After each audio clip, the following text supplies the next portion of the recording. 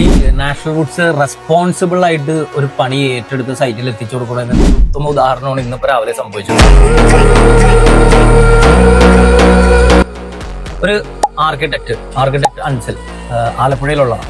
ആ ക്ലയന്റ് നമ്മുടെ ഒരു ആഡ് കണ്ട് ആദ്യമായിട്ട് നമ്മളോട് റെസ്പോണ്ട് ചെയ്തതാണ്. അപ്പോൾ ആൾക്ക് വരാനുള്ള നേരം ഉണ്ടായിരുന്നില്ല, ഇച്ചിരി ബിസി ആയിരുന്നു. അപ്പോൾ എനിക്ക് ആ ഡ്രോയിങ് അയച്ചു തന്നു. ആ ഡ്രോയിങ്ങിന് അഗേൻസ്റ്റ് നമ്മളൊരു കൊട്ടേഷൻ കൊടുത്തു.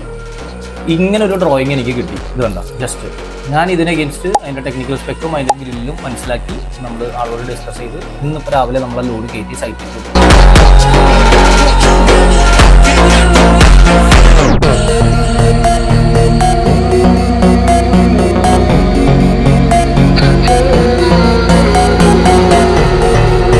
വളരെ ശ്രദ്ധയോടുകൂടി പറഞ്ഞ എല്ലാ കാര്യങ്ങളും ക്വാളിറ്റി കോൺഷ്യസ് ആയിട്ട് തന്നെ നമ്മൾ ചെയ്ത് തീർക്കാണെന്ന് വിട്ടേക്കുന്നത്.